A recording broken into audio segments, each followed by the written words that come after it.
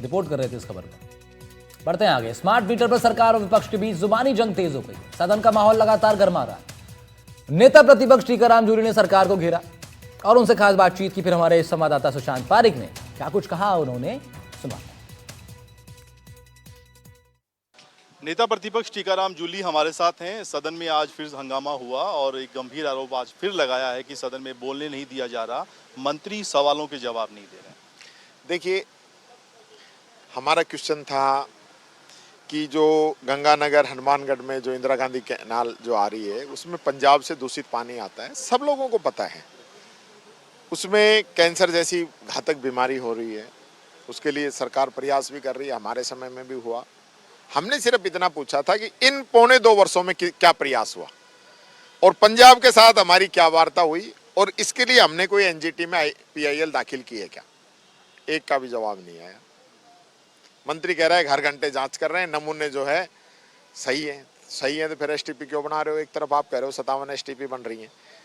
सीधी सी बात है, 1.25 वर्षों में इन्होंने कुछ भी वहां पे नहीं किया, फिर जवाब नहीं देते, फिर बसते घूमते हैं। रामकेश मीणा जी ने पूछा कि जो सरकारी रास्ते हैं, शमशान है, कब्रिस्तान है, कुएं है, मंदिर है, इस प्रकार की जो सार्वजनिक जगह हैं, उनमें अगर कहीं कोई त्रुटि हो गई तो उनको दुरुस्त करने का सरकार विचार रखती है क्या? खुद ही सरकार कह रही है प्रार्थी, अब उनका तो कोई प्रार्थी है नहीं, सार्वजनिक है, उसका कोई जवाब नहीं। कितनी संख्या है मंत्री को पता ही नहीं है, कह रहा है कि बहुत ज्यादा बड़ा क्वेश्चन है। दूसरा, क्वेश्चन को छोटे किए जा रहे हैं। 5 खंड का क्वेश्चन था डूंगर राम गैदर जी का, उनका 3 का कर दिया गया। 4 खंड का था रामकेश जी का, उनको 1 का कर दिया गया। अब तो पेपरलेस विधानसभा है, ऑनलाइन जवाब देने हैं, तो आपको क्या दिक्कत आ रही है? पहले भी तो जवाब दी। मनसा सरकार जो है बचना चाहती है, सरकार के पास जवाब नहीं है। काम किया हो तो ही तो बताएंगे भाई, यहाँ तो ऑन रिकॉर्ड जवाब देना पड़ेगा, अब रिकॉर्ड है नहीं। जब मैंने मंत्री जी से पूछा, स्मार्ट मीटर की बात कर रहे हैं कि आपके समय में हुआ, आपके समय में हुआ, ठीक है MOU हमारे समय में हुआ होगा, वर्क ऑर्डर तो आपने दिए हैं और उस कंपनी को दिए हैं जो ब्लैक लिस्ट हो चुकी है। 5 अगस्त 24 के अंदर जो कंपनी ब्लैक लिस्ट हो गई गोवा के अंदर और बिहार में जिसके ED के छापे पड़े हों, उसको ये लोग वर्क ऑर्डर दे रहे हैं, तो ऐसी क्या आपको आई पड़ी है? झालावाड़ स्कूल हादसा बहुत दुखद हुआ। सदन में आज आप काली पट्टी बांधकर भी आए, आपने श्रद्धांजलि भी दी है। क्या ये सरकार की तरफ से चूक हुई है कि उनको संवेदना व्यक्त नहीं की गई? बड़ी चूक है। देखिए, सरकार की प्राथमिकता में ये है नहीं, क्योंकि बच्चे जब एक्सपायर हुए CM वहां नहीं गए।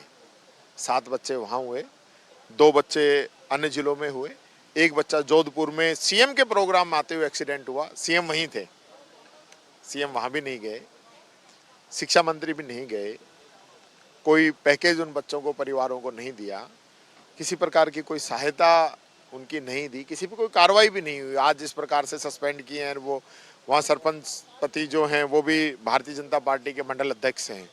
तो ये सब बचाने का खेल चल रहा है कि ये सारी चीज़ें पब्लिक में नहीं आए और ये मुद्दा नहीं बने। तो मुद्दा तो है ही, इनके कहने नहीं कहने से क्या होगा? आप या उन बच्चों को 100 का व्यक्ति नहीं दो, श्रद्धांजलि नहीं दो, तो ये तरीका गलत है ना। अतिवृष्टि को लेकर विशेष चर्चा की मांग की जा रही है। मांग की जा रही है, कल और करेंगे, हम डिमांड करेंगे कि भाई अतिवृष्टि जिस प्रकार से किसी एक व्यक्ति का विषय नहीं है, पूरे राजस्थान में हालत खराब है और इसके लिए सरकार कोई बात ही नहीं कर रही है। बातचीत के लिए बहुत शुक्रिया। कैमरामैन जसराज के साथ सुशांत पारिक, NDTV, जयपुर।